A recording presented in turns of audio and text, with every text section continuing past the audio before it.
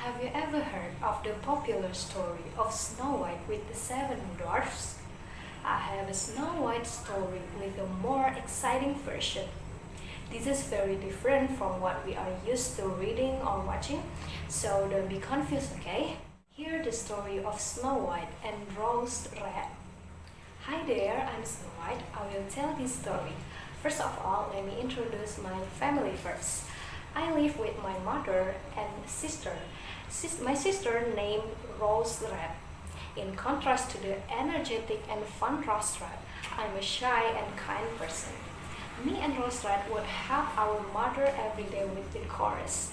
At the end of the day, our mother would tell us fairy tales. We had a normal routine life until the start of winters, where things began to become interesting. One night, Mom was reading a story to us. We heard a knock on the door. All three of us were startled. We looked at the door nervously, worried about who is on the other side of it. Our mom said, "Don't worry, my dears. It must only be some traveler who needs directions. I'll go check." Then I immediately stopped Mom. "No, Mother, I'll do it." Slowly, I opened the door. And then, you know what? Oh my God, what is it? There's a bear at our door. That's it. And then the bear shouted, "Please stop screaming. I'm just a bear. Quiet you please. My ears are hurting. I only need some help. I am cold and hungry." All of us stopped screaming as the bear spoke. He was like the other bears. His voice was gentle. Our mom said, "We're sorry. Please come in." The three of us looked at him and let him in. I said, "You are covered in snow. Let me help you out." And then Rose and I shook off all the snow on his body. But the bear said, "Oh, don't. Please stop. That is just terrible, you two." And Mother came with a warm drink. "Alright, that's enough, you two. Let him drink something warm. Get him a blanket, Rose." That night, a friendship was formed, one that lasts all winter. Every day, the bear would come to our home bringing gift. Our would share the warmth of the fireplace, reading stories to him, both loving his company. Then, as time passed, winter had come to an end. It was time for him to leave. The bear said, "If it weren't for the spell, I would have not met you." I'm confused. "What do you mean? What spell? You don't have to go. You can stay with us." And then the bear said, "I have to go. Thank you for everything you have done. But now that winter has ended, I must go." And he left, leaving behind his friend whom he loved so much. A few days later, me and Rose walked through the forest, picking up fruits and wood. All of a sudden, we heard a strange bunch of screams come from ahead of us. We followed the sounds and saw something strange. A dwarf had his long beard stuck under a fallen tree.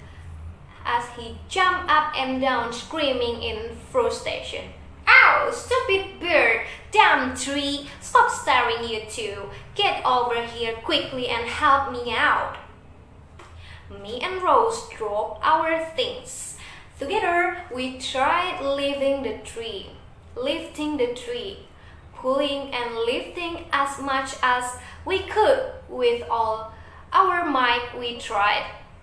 Both of us then gave up. Suddenly, Rose Red had an idea.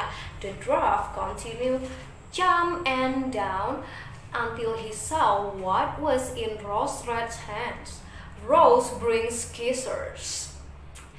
Then the dwarf screaming, "No! Wait! Hey! What do you think you're going to do? No! Stop! And then Rose caught the bird without hesitation. The dwarf said, "Oh, my precious bird!" Me and Rose were amused by the dwarf's behavior. We had helped him, and yet he was angry with him. He continued yelling at them. He continued yelling at us as he walked away into the forest without even thanking us for the help. The next day, me and Rose decided to stroll near the river. Once again, we heard the yelping and tiny little screams of the dwarf we met. We once again ran to help him out.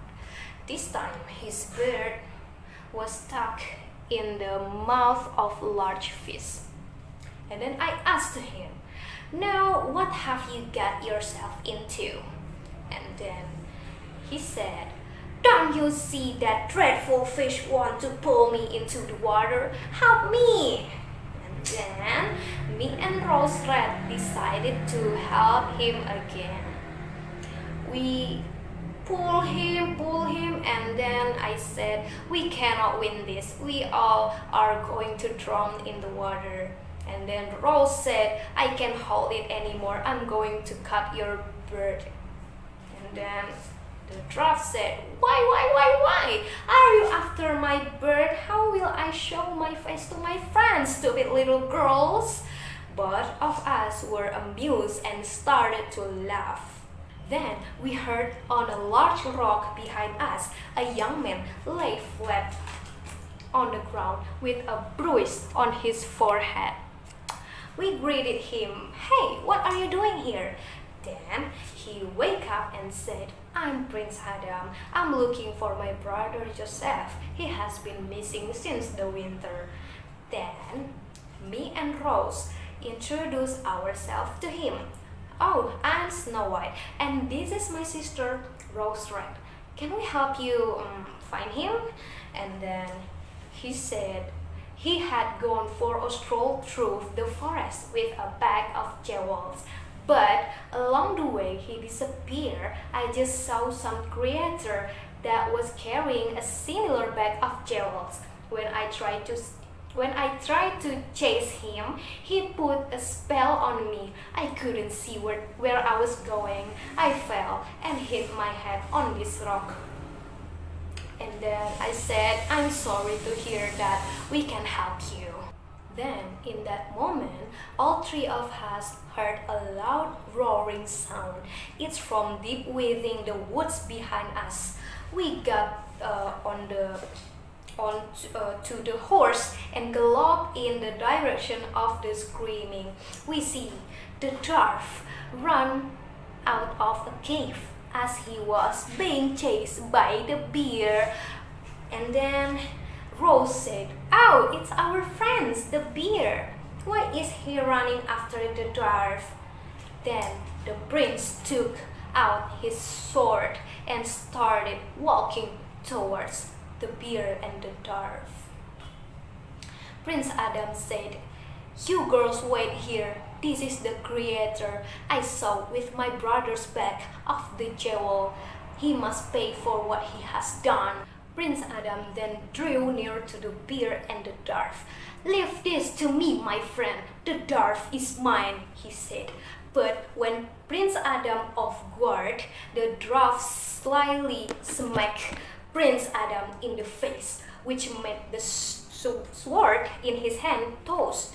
And the dwarf said, "Enough of this foolishness. Now it is time to show my true form." Surprisingly, the dwarf transformed to a giant. Then he said, "You think you can defeat me? You will all pay the price now." Quickly, and then the Prince Adam said, "Quickly, Rose, my sword! Throw me my sword!" Then the bear said, "It is his bird. Cut his beard. It is where all of his power is. Do it now, now!"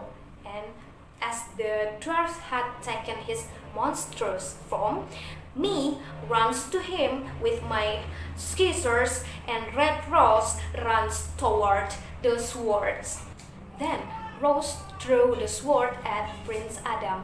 Prince Adam threw his sword with precision and it cut the dwarf bird completely.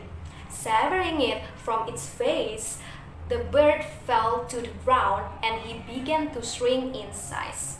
Suddenly, the bear transformed into a handsome prince.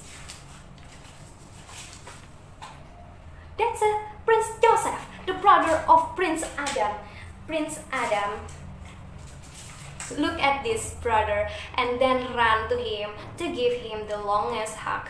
I have missed you, brother. It has been too long. Miss you too, brother. The evil dwarf stole my jewels and put a spell on me, and I can thank Snow and Rose enough for everything they did for me. Prince Joseph spoke of the kindness the sister showed him. So did Prince Adam. They both had fallen in love with the sisters, with me and Rose. We soon got married and lived happily ever after. It shows us that the true nature of someone lies within their heart, and both kindness and love can break open any spell that the world might cast upon you. The end. And this is us now.